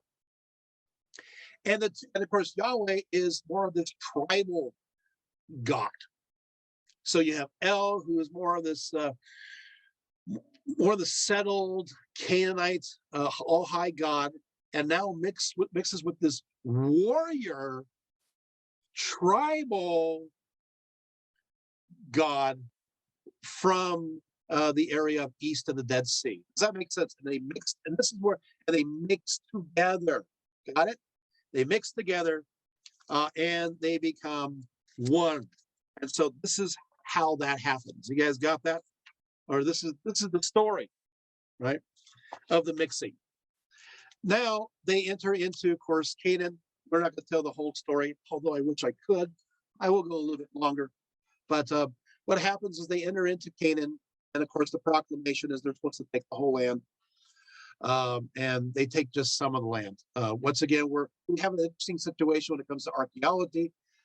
You take a look, and you do, and there does happen to be areas at this time, going into the 12 and 1100s, where cities are being destroyed. Yeah, there are cities being destroyed, and it seems to be a tribal group that's doing so. You're going, give me the evidence. I'll tell you for Chaldean. So you'll have a sophisticated kind of city, and then you see it burned. There's a burn level, it's a destructive level. And then what you see after that is these pits that are everywhere dotting the site. What are these pits?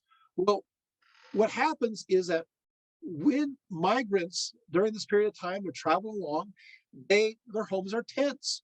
And what they will do is they'll dig a pit in their tent to store food and other kinds of things. And we find these pits there. So it's evidence that the previous city got wiped out, and whoever took over it were people who were migrants, who were newcomers. And we know they're newcomers. How do we know that? Because we take a look at the pottery in those pits, the broken pottery. Some of it's not broken. I got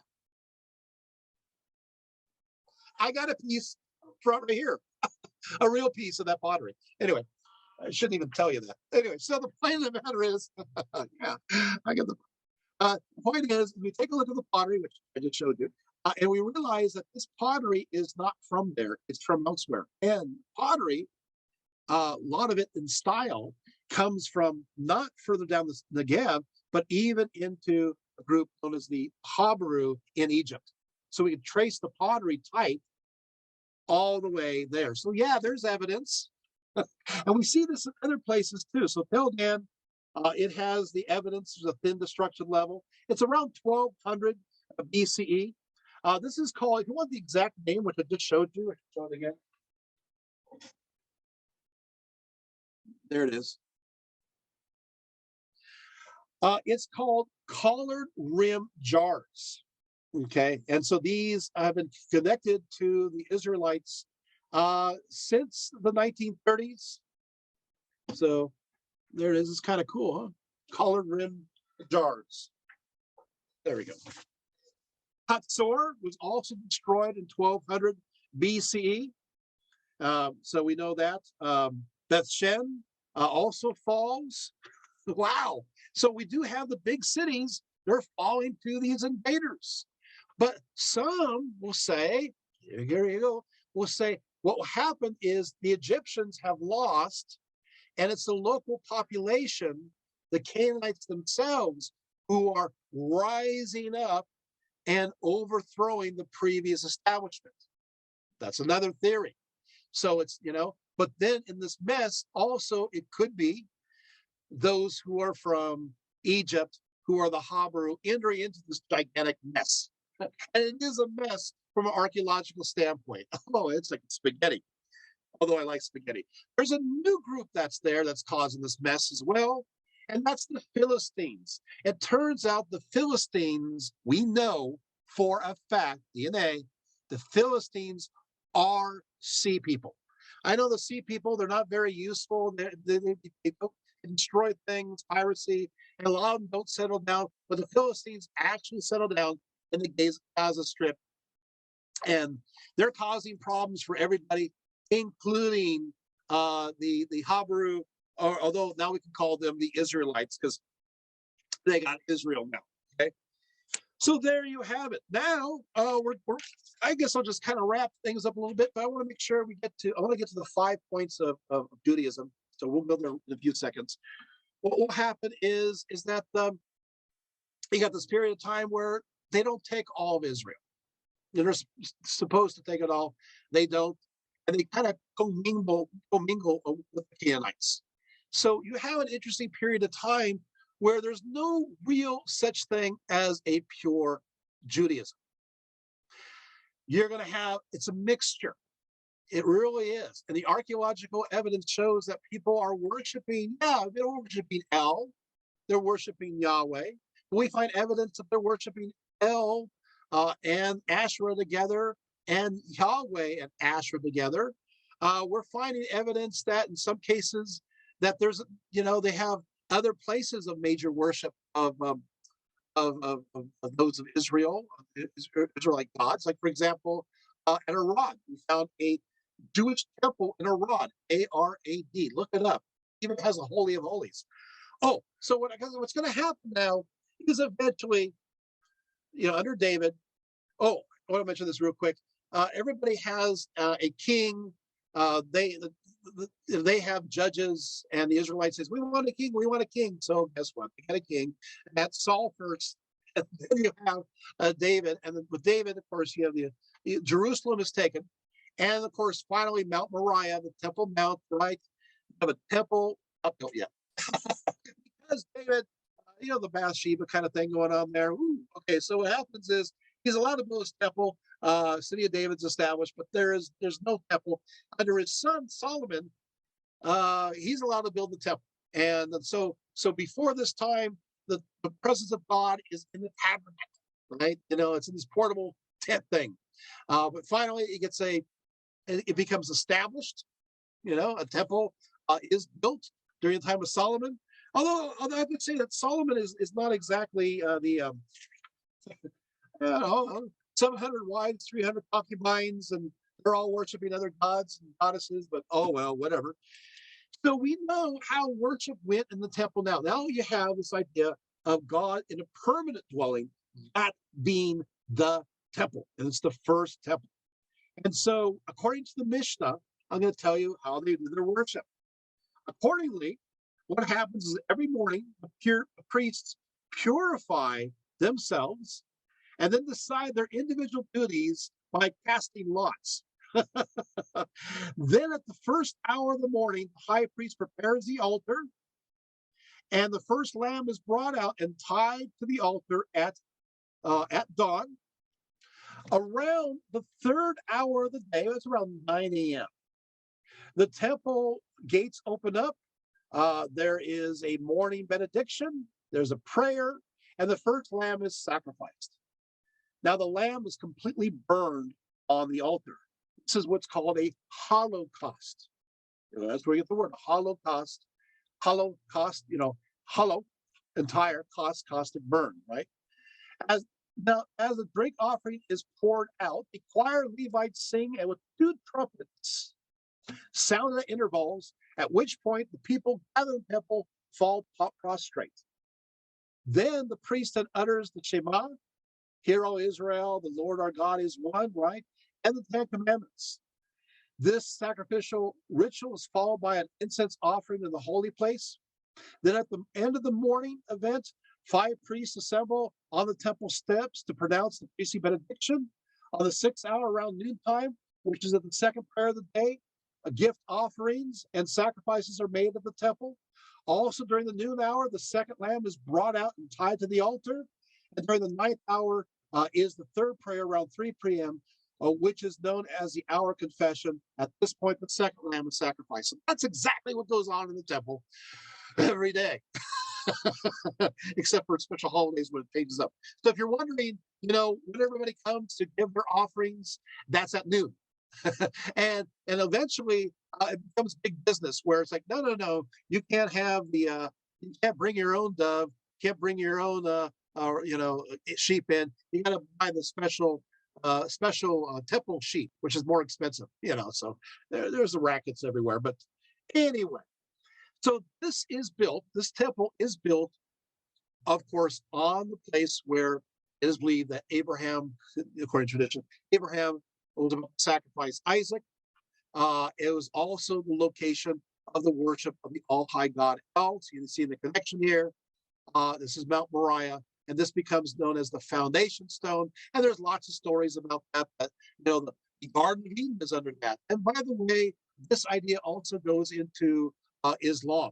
So, it's just fascinating. So this is a very holy site, actual location that's considered holy by God, as opposed to moving around the tabernacle, moving around the Ark of the Covenant. It's in one established place. Okay, well, now what's going to happen is, the kingdom splits. That's right. There's a revolt. Yeah. And so Israel is divided into two. You got the northern kingdom. The northern kingdom, it retains the name Israel. So there you have it. And so the northern kingdom of Israel lasts from 922 to 722 BCE. You have that. It falls, of course, to the Assyrians. And then, of course, you have the southern kingdom. And the southern kingdom is known as Judah, and Jerusalem is its capital. And of course, it in turn falls. It lasts from 922 to 587. At which point, the Neo-Babylonians arrive and destroy it. Now, this is where I wanted to end up today. This is where I'm going to be concluding, because I can't go on forever. Well, I probably could. I could actually tell you the whole story all the way down, but we won't do that. Here, I just flashed on my glasses. Now I won't. It's raining. So, here we go. Where I want to get. So, what happens now is that, well, the northern kingdom is gone, destroyed by the Assyrians. Now the southern kingdom is gone. It's destroyed by the Neo-Babylonians. Jerusalem is destroyed. The first temple is destroyed. Now you've lost the place where God, Yahweh, is worshipped. So where do you worship God? The idea starts to come about that God doesn't go to a place. He is over the people. He follows the people wherever they go. Is this good? Follows the people wherever they shall go. His presence, Canaan, his presence will be amongst them, and he'll give them his wisdom, right? As he gave him the breath of life, right? This is good, right? So they're in Babylon, according theoretically. They're in Babylon, let's say they are, a lot of them. And what happens is they realize, they go, okay, well, how things were before, you basically had Judaisms. We got lots of Judaisms. And maybe we need to be more organized about it. I call this the big organizational moment.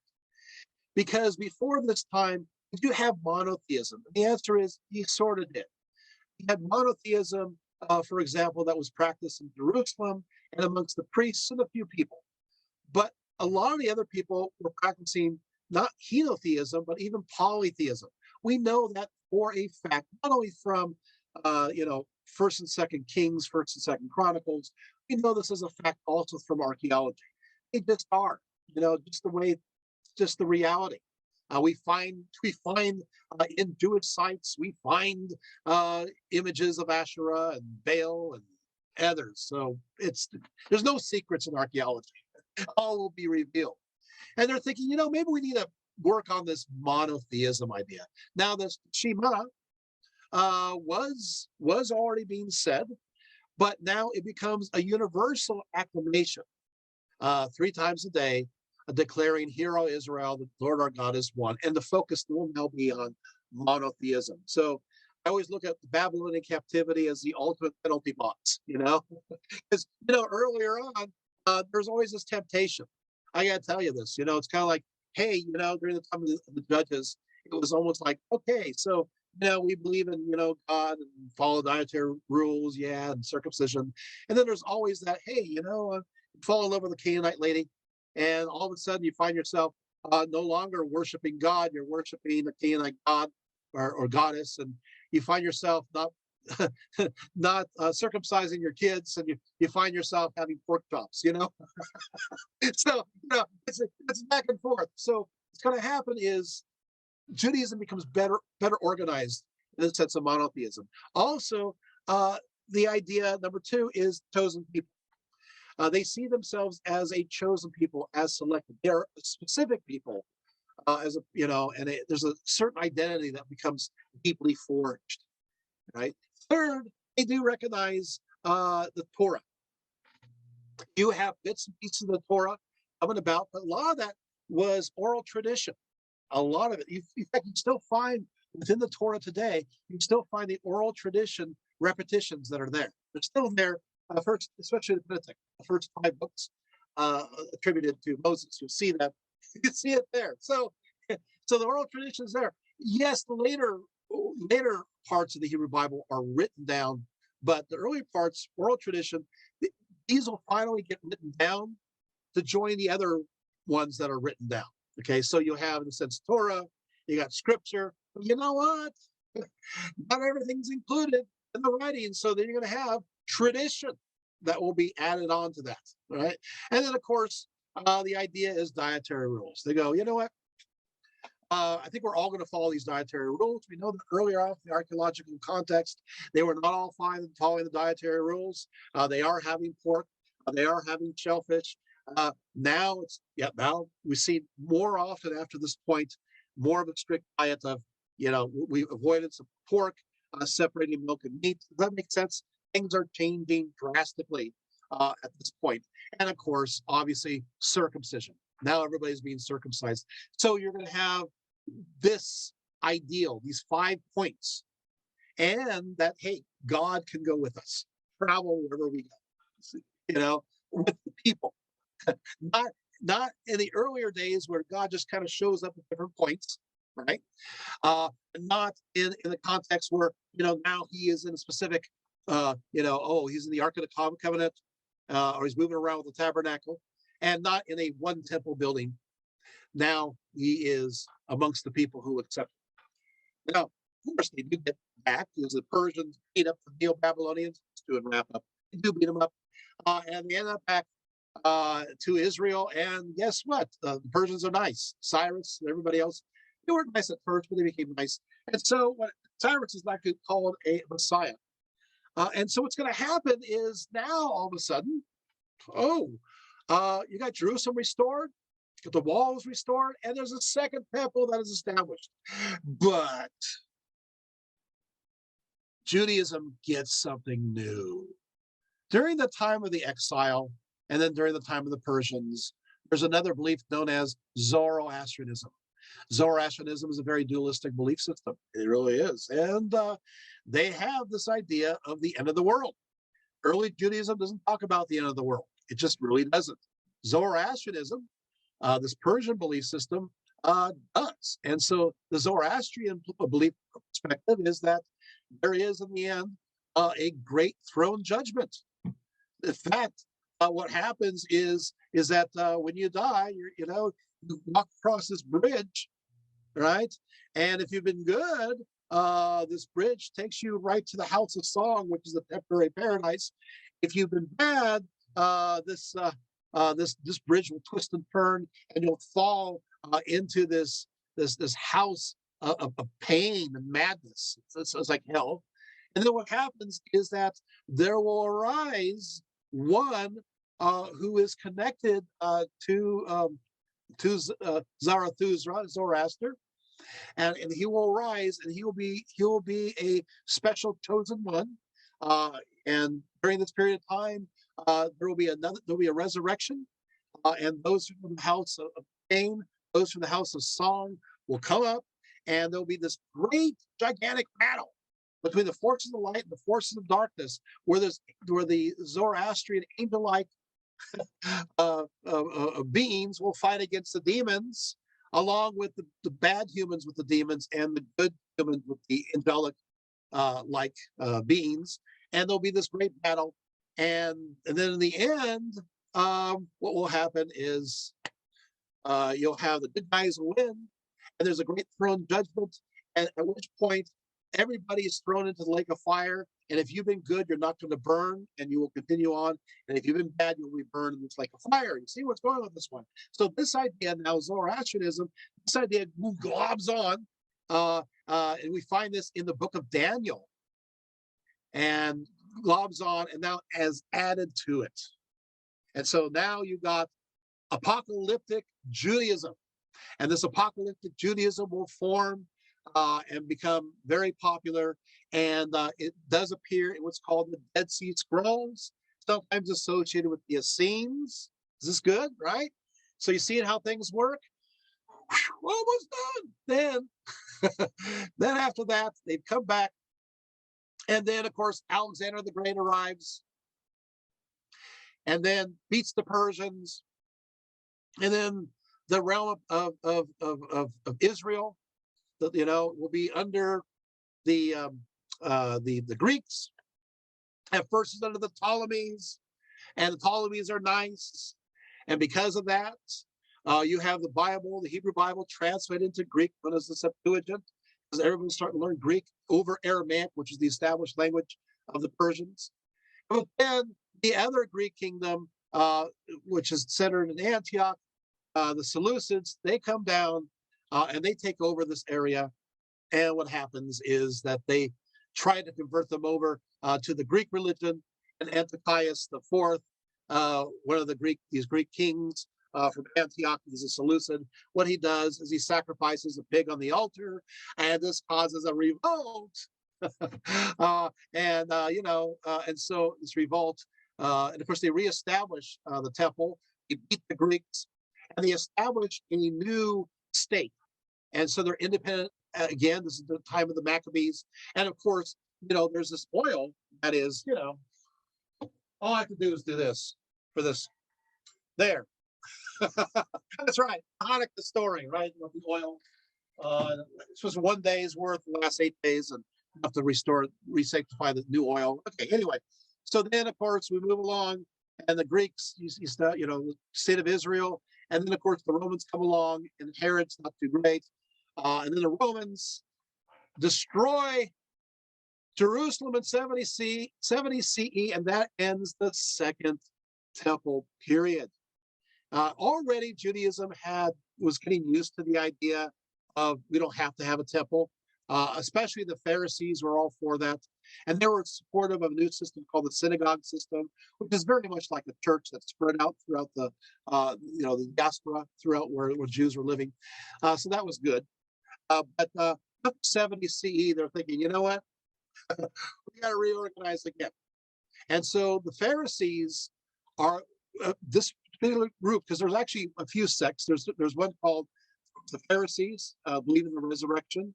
Very much, they believe that you're supposed to be everybody's teachable. So instruction in the Torah is important. You got the Sadducees, and they're sad, you see, because they're the guys in charge of the temple. But since there's no temple anymore, it's destroyed in 70 CE, who needs them? And then you have the Essenes, who are kind of mystical, and they eventually join Christianity. Many of them, not all of them, but some do. We know that. There's a reference there. I can go into that another talk.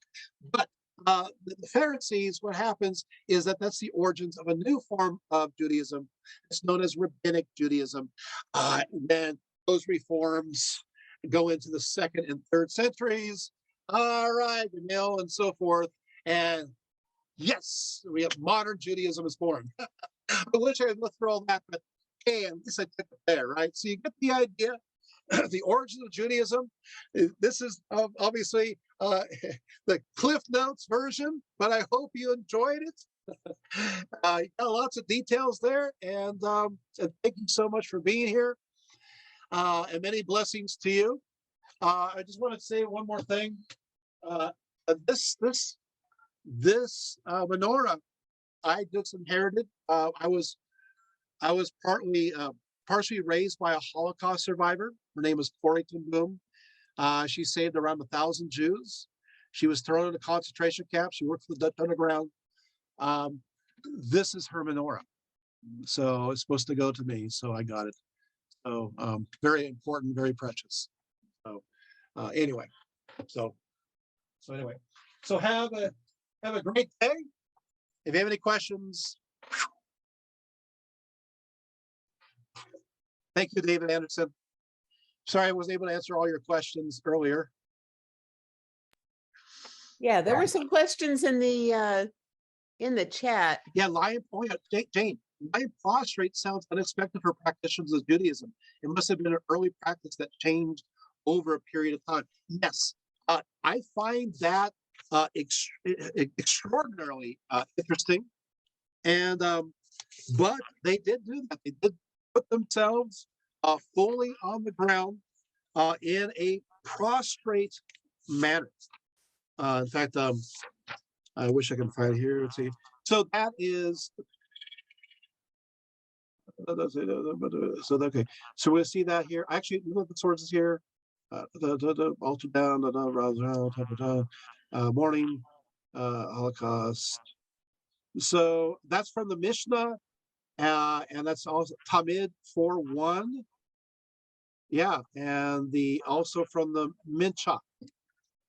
So hope that helps. I gave you two sources. Thank you. Yeah, interesting, isn't it? That's very. Yeah. Okay, let's see. More questions.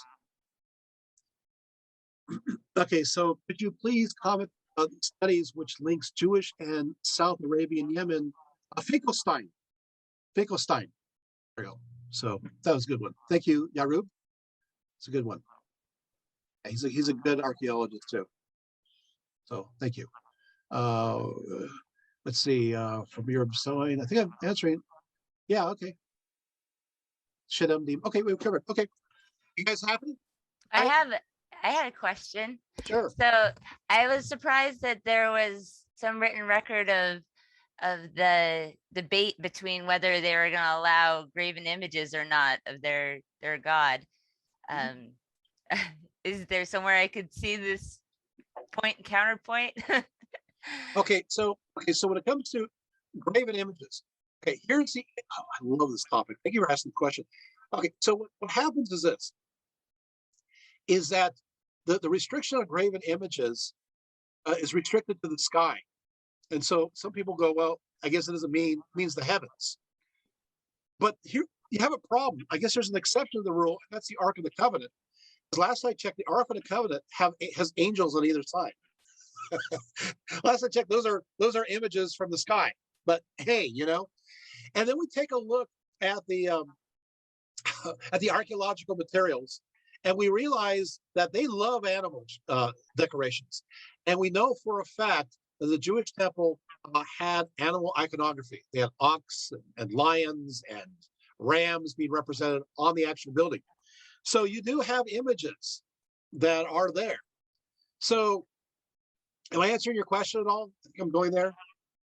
Yeah, that's so it. So you got images. So the debate went on much longer than just the very beginning. Yeah, it could continue the debate. We see this through the archaeology, that this debate continued all the way through the Iron Age. They can't make up their minds, and they leave images. It's like, well, all right, But then again, we have to be very careful, because here's the problem: is that not everybody's really following Judaism. So they're living in the area. They're not all Jewish, but there's some that are Jewish. And you take a look and you see the special purification implements. And then we take a look and there's like, oh, you're eating pork because you have pig bones. It's like, wow. So not completely pure, if that makes any sense. Again, archaeology, there's no secrets. And so you're going to see that within many contexts that are supposed to be those who are Israelites, we see so many images of gods and goddesses that are worshipped in areas that are supposed to be Yeah. Yahweh or El alone. Does that make sense? Yeah. Yeah. And I felt very called out. I was having shrimp cocktail during the lecture. Yeah, yeah. And a shrimp cocktail. but Well, but yeah. that Well, was very reassuring when you were saying that, not everyone's observant. So nobody's observed. And the funny thing is, I've had some students come to me and go, "Oh, where is that found?" Because they don't trust archaeology. So I actually make an assignment to them. I said, okay, what I want you to do, you don't believe me, and you only use the Bible as the context for this. That's okay. That's easy. And I make them read sections of First, Second Samuel, First, Second Kings, the First, Second Chronicles. I always love it when they come back and they're all sheepish. They're all, okay, you're right. It's like the Bible itself talks about the problem. That they're not doing it. The Philistines were actually sea people. Yeah, and that's easy to Google and find the context for that. And there's actually studies that you can find as well going into the DNA and evidence. Yeah, great question, Laurel. Yes. Can you say a little bit more about the power of words and also wordplay in Judaism? Oh boy, yeah. Word connects to magic. The thing is that here we go.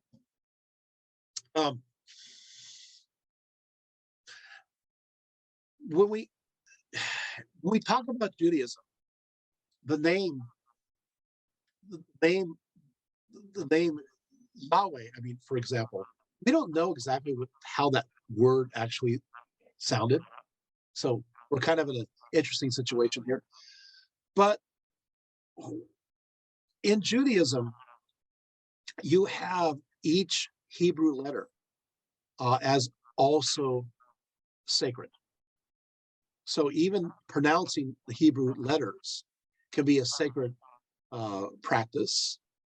And then when you, of course, say the name or the names of God, we find ritual texts that use the names of God as power tools, as in fact, Adonai Shabbat.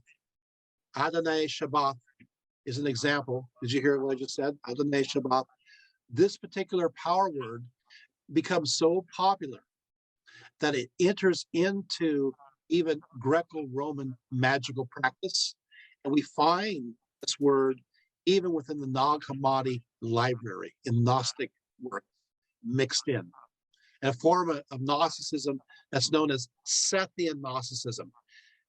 Most people don't know this, but an aspect of Gnosticism, it was Jewish Gnosticism was the first form, and it's filled with these magical words that come from popular Judaism being used on an everyday basis. Am I answering your question?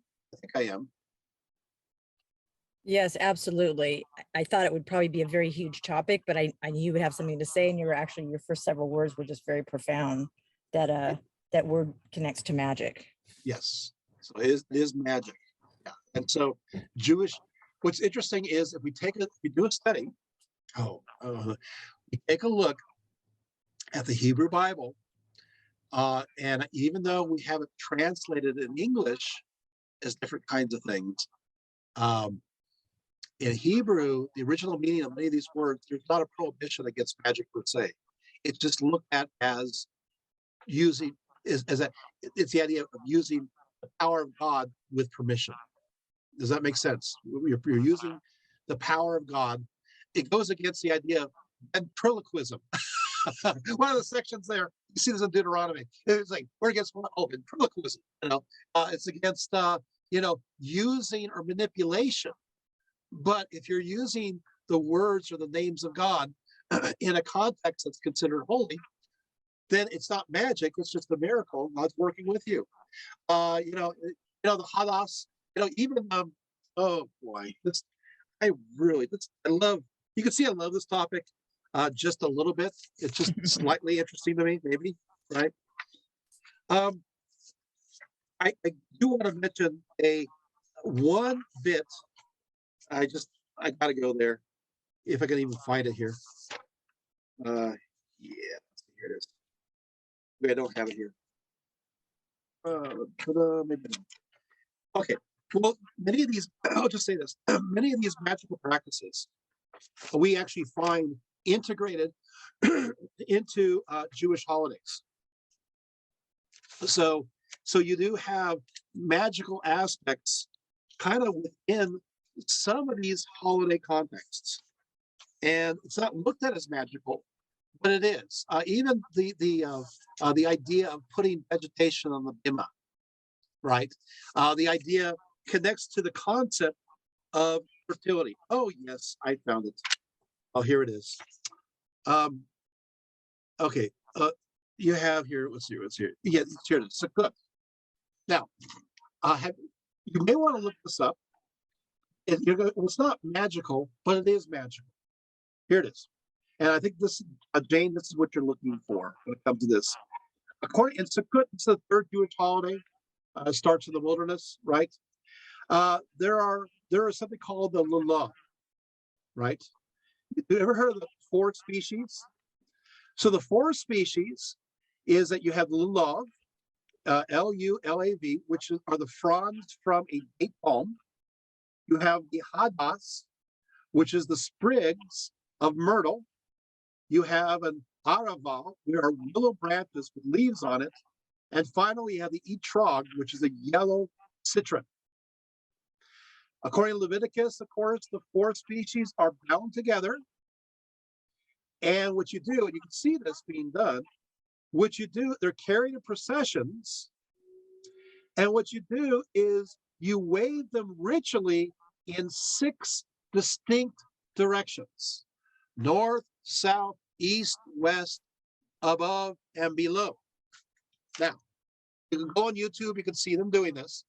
What's interesting is all of these plants I just mentioned need lots of water, lots and lots of water. In fact, the last 3 need so much water. However, this is a wilderness, right? Really dry. So the idea is this is a rain festival, and this is a rain ritual to bring rain.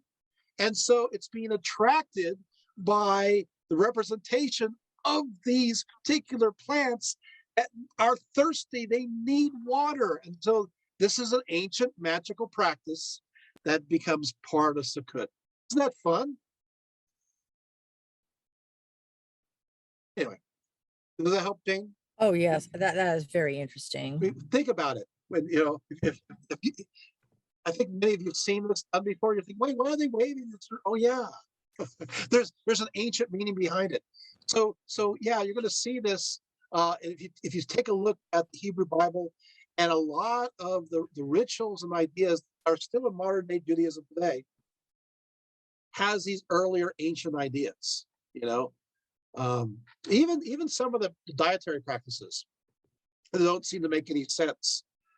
We have found, like for example, you don't cook a animal in its own milk. That's forbidden. And we have found through archaeology, we have found that the Canaanites and many other groups, they would ritualistically to the gods would actually make a sacrifice of the animal in its own milk. And so they're reacting to this. Anyway.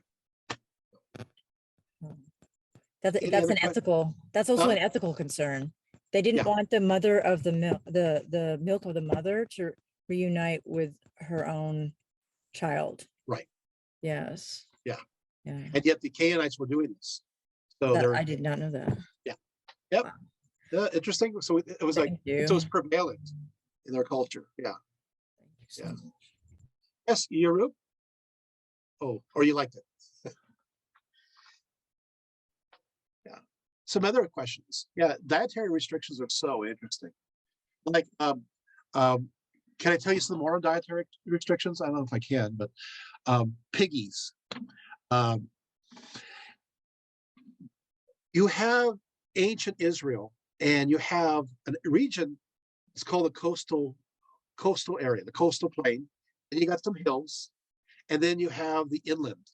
The inland, if you've been to Israel, is really dry, but across the mountains along the coast, where the King's Highway is, it's very fertile.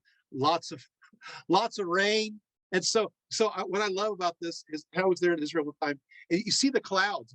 If you're from Israel and you're watching, you know what I'm talking about. You see the clouds, and you're hoping they're going to cross the hills over to your side in the rain. But you watch them, and because of the currents, they don't cross over. They just kind of go along the mountains, along the coast, and it rains on the other side. You kind of go, come on, please come on over, please. So that means that the Canaanites, because Israel was theoretically supposed to take all of Israel, but they didn't. The coastal plain, much of it was under the Canaanites. So they were getting tons of water, tons of rain, and it's temperate. And so they had piggies. They ate lots of pigs, and it really didn't affect them because pigs eat too much, way too much. But there's a lot of food to be had on that site. And so that was okay, right? It's not as dry and arid as the other side. But you take those piggies on the other side of the hill, there's not a lot to eat, and pigs are not cost effective. Also, pigs eat everything, and I mean everything. So if things are decaying or rotting, they'll eat it, they'll become sick little piggy, and they'll make you sick by eating it. So there's lots of reasons why naturally people who are in the desert do not eat pigs, because they're not cost effective. They eat everything, including things that deteriorate pretty rapidly, and they have a tendency of getting sick, especially out in their own environment. Hope that makes sense. But so what was right for the coastal plain wasn't right for the interior. That makes sense. You know, reason for pork meats. Did you know the ancient Egyptians also didn't eat pork? Nope. The Arabs, Jews, many of Mesopotamia, not all, but the Egyptians, no way. Any other questions?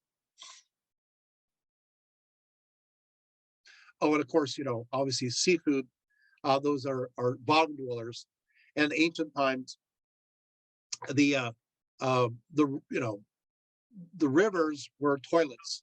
And so the rivers would flow into the ocean, and all the sewage would go right along the right there in the warm waters, and all the shellfish would eat there, and people would eat the shellfish, and they get sick, and all the bacteria in there. You know, that's why cold water seafood's always better, like Maine or Alaska. Anyway. All right. Well, again, I hope you enjoyed this talk. A lot of information. Thank you so much, Jane, for coming, and Laurel, and Jim, and Yarub, and the Michelles, and Sarah, and Tamara, and of course Michelle, Julianne, and obviously, absolutely, Tammy. Thank you so much for being here. Margie, of course, Terry. So I will be off, and have a great night.